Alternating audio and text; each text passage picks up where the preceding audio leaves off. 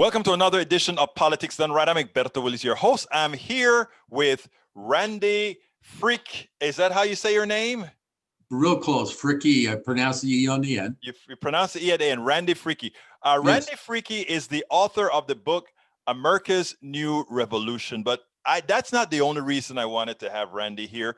Randy is somebody that is politically engaged. And for anybody who follows my sites, know that I believe in a particular phrase that says political involvement should be a requirement for citizenship.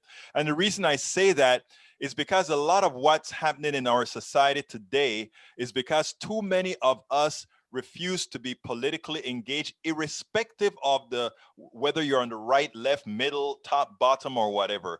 And when I heard from Randy, I was impressed. And then he said he wrote a book. Said that's even better. Anyway, Randy, welcome to Politics Done Right. Thank you very much. Glad to be here. Well, look, tell me a little, first of all, tell me in a couple minutes a little bit about yourself. Okay. Well, I've been involved in Colorado politics for many years. In 2004, I ran for Congress from Colorado's 3rd District as a Democrat at that time. And then shortly after that, I left the Democratic Party in 2010 and then became a very proactive independent voter activist. And so, which kind of brings me to this point now, where I've now authored a couple books. Of course, the America's New Revolution is the latest one right now. So, yes, I've been very active in politics, at the state level here in Colorado, as well as nationally. So, no, I understand. Let me interrupt for one quick second, because there's something that I think you let slip by when you spoke to me. And I think you said that, hey, I was talking about that in that way of voting before it became vogue. Tell us a little bit about that. Okay, I think the important thing here that I'm trying to probably emphasize as an independent voter, as far as one of the organizers of the movement, I call it a movement because millions of independent voters have been disenfranchised considerably over the last few years. And so I became more engaged politically as an independent in trying to get recognition for independence. Now, in what way would you say that independent voters are disenfranchised? Well, I got two numbers for you. Mm-hmm. 2016 presidential election. In those primary elections, 26 million independents were denied voting. Also similar in 2020, just now, this year, relatively close to that same number were denied access, because a lot of the Democratic and Republican parties are closed primaries. Independents cannot vote unless they register to vote that one party or the other. So that's what we're trying to overcome in this movement. Now, do you consider that if you want to vote for a Democrat, then why not just register as a Democrat to vote for them? And if you need to vote for a Republican, vote. Well, I guess it's because you may want to vote in one set of races for one side and then another set of races for you. Don't necessarily want to restrict yourself to one side. Well, correct. I think one of the things about Colorado passed legislation a couple of years ago where independents can vote in. They can choose whether to vote a straight Republican ticket in the primary or a Democratic ticket. So they opened that. I call that a some people might call it a semi-open primary. I call it a semi-closed. I think I more agree with you in that regards, because I think you should want to be able to choose. Maybe in the Attorney General, you have more interest in what the Republicans have to offer, and then maybe in the for a representative, you may have more interest in what the Democrats have to offer. So, yeah, I see your point. Mm-hmm. Well, one of the things, and then to go, actually, I want to move. Basically, one of the things that we campaign for as independents right now in this movement is that we want to go to a totally nonpartisan open primary system in every state or even nationally. So, and I have just proposed, and this is in my book, in the last chapter there, where I am proposing that we have a national independent voter presidential primary. So we have our own, where we can get our own candidates in front of the American people. And so so we're not trapped into that, what I call the party voter prison, of the Democrats and Republicans. So we're trying to escape that. And I feel that if we can establish an independent primary, this is going to be, obviously it's going to make waves with the two parties. But that's the idea. That's what we want to happen. But won't you then consider, to be honest, Randy, if you do things that way, when the independent just become an independent party, a party called the Independent Party, just like you have a Democratic Party, you could call it whatever you want? I understand. I get that question a lot. That's pretty normal. We're trying to avoid the party label because we have such a broad spectrum of political interests in the independent voters. I mean, we're all over the spectrum, left, right, middle, whatever. So we don't want to narrow our focus into a party per se. We would prefer to stay a strong movement and develop the nonpartisan primary system, and then advance as well into the independent primary system. So that's kind of this is what I do. This is what I'm really excited about, and making moves towards that goal in 2022 and 2024. Okay, let's go ahead and talk some about your book, because I find your table of content is quite interesting, and I like it.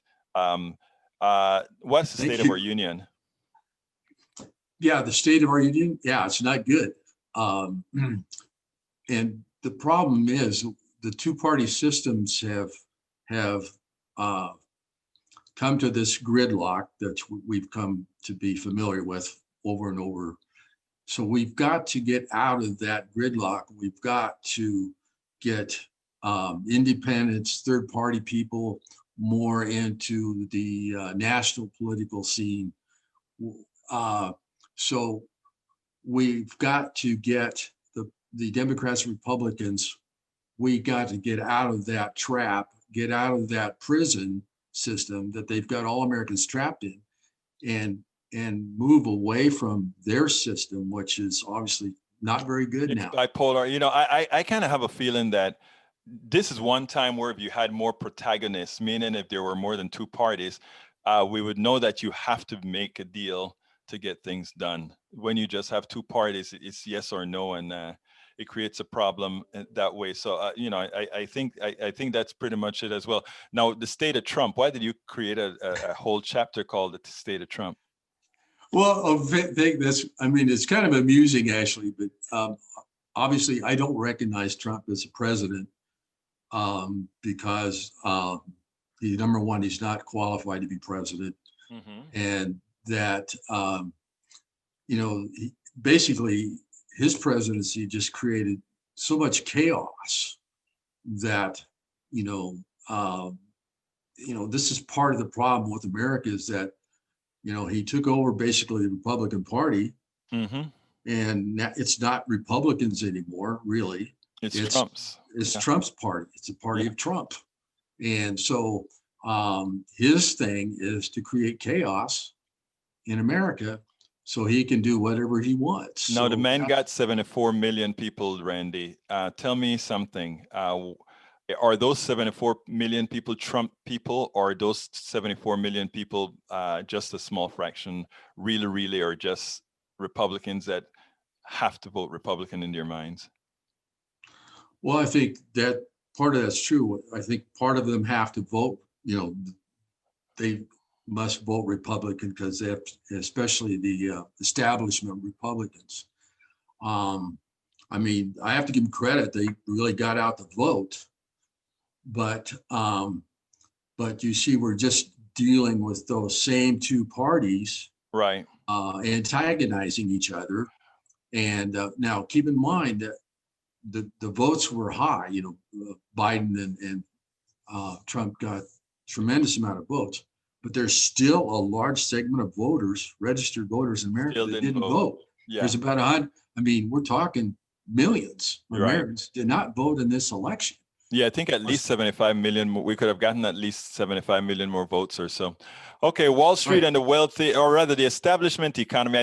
I don't know how comes you had those two chapters separate, the establishment economy and Wall Street and wealthy economy. It seems to me like those two should be merged together.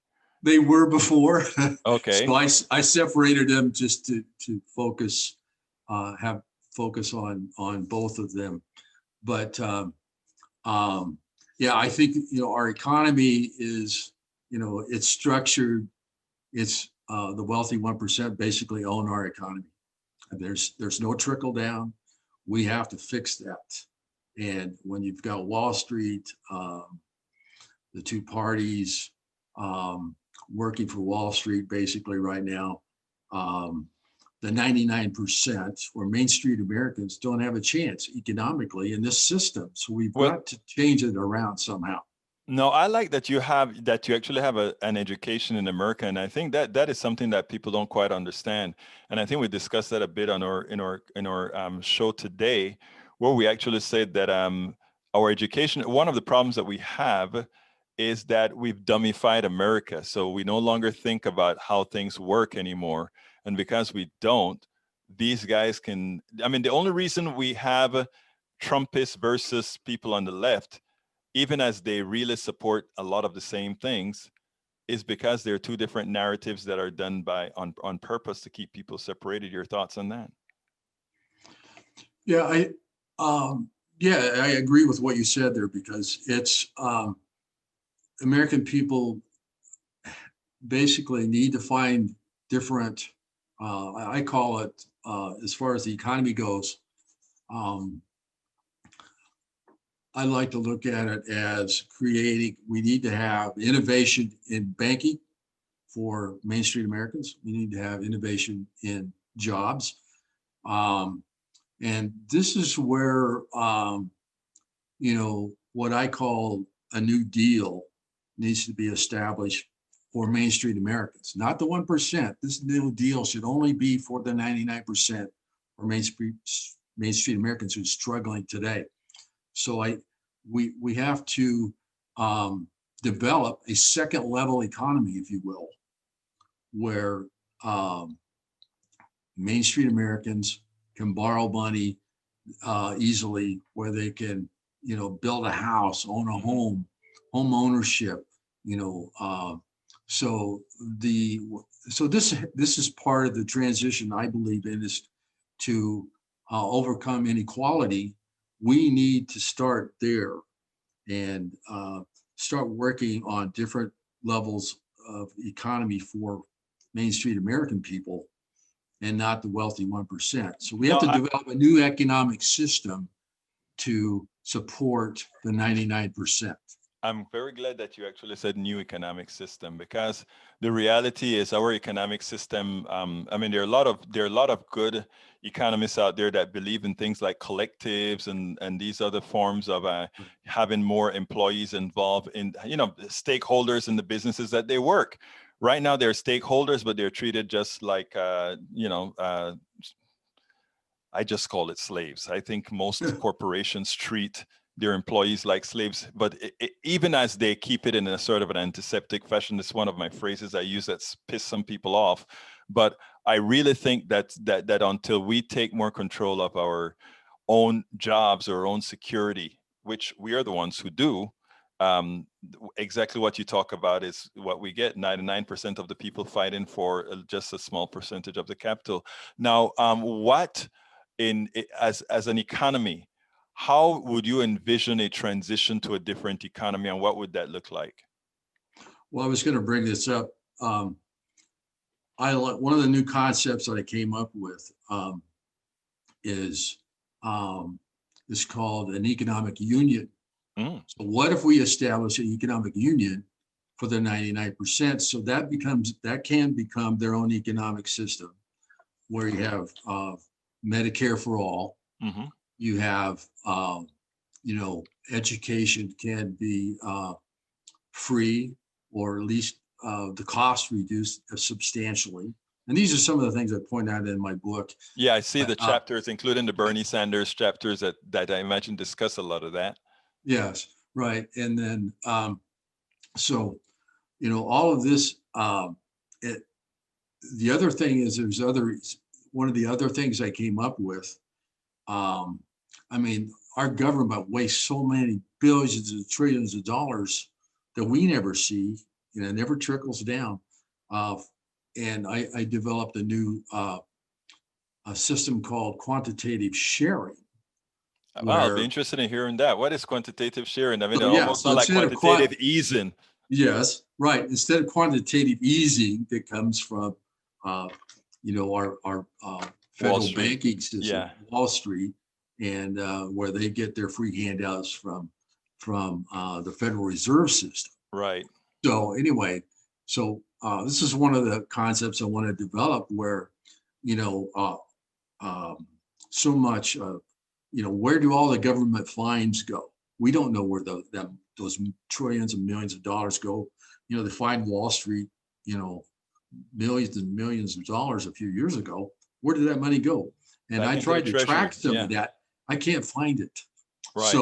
So there needs to be a fund or a system called quantitative sharing, that where American people, like Wall Street, that cheated so many of us back in the 2008 depression. I call it depression, It was. recession. And so that money needs to be shared with the American people. It doesn't go to the military. It shouldn't be going there. It should be going into uh, maybe a dividend, if you will, to the American people. So, we're the ones that got cheated, and usually, I mean, the system is set up that way. But so that's just one concept that can be plugged into a new economic system for the 99%. So that's just one idea. No, it's interesting because a lot of things that you hear people like yourself talk about, especially folks who've written books that actually, and the reason why I say written books is one of the things that you have to do when you write a book is sit down and analyze something, because, when somebody's reading through the book, they're going to want to make sure that you're not just writing stuff off that you understand the concepts that you're going through. And I think those of us who write similar books, we always end up at the same place, and that is the economic system is rigged.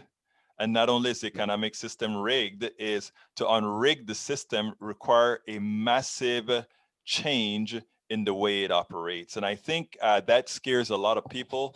And until we find a way, and you can tell me if you agree with that, but until we find a way to express a smooth transition where people won't starve, or people won't lose their homes, or people won't lose their cars, until we can establish that transition that says, look, the average person is going to do just fine. We don't want that wealthy person to really feel a hell of a lot of pain, but we just want to let him know, or let them know one thing, and that is that the pilfering is over. Yes, right, right. No, I agree. And I start out the book by saying how that our economic system is rigged, along with the political system is rigged. So yeah, so it's the economic system is rigged against the average American. Mm-hmm. They don't have a chance to survive in a capitalist economy the way it's structured. Well, And I don't know. I haven't read your chapter on on where it comes to the economy per se, but I I think that I can prove mathematically that the capitalist system is unsustainable. I mean, yes, mathematically speaking, right. it's not sustainable. And until we come to that realization and put it in a form that people can understand that it's a house of cards that has to cave periodically. And people like Richard Wolff, the economist, talk about that a whole lot. It has to go through that transition where it collapses so that there's something to build again. It's by Very, design. Yes, very good. And I totally agree with that. And it's, where does it all end, for the capitalist system? Um, Wall Street and the Federal Reserve and members of Congress who are owned by the major corporations, Right. set this up for us. And so we have to figure out a way to get out of this system and be successful on our own financially. And that's one of the things that motivates me to, to dive into this dialogue about the economy and create a new deal just for us, the 99%. Right. And we need to get there in a hurry because the Yeah, and I'm glad inequality. that you just said that. Well, you just said something that's very important, Randy. You just said we have to get there in a hurry. And here's what why I love that. Because as it turns out, right, we say capitalism is not sustainable. Unfortunately, it is sustainable within the next few decades or the next few, maybe 100 years or so, because there's so much more that can be exploited. There's so much more left to exploit. Yeah, right now, Americans are feeling the pain of exploitation, right? There's a point that we exploited everybody else and we were getting the spoils from that exploitation.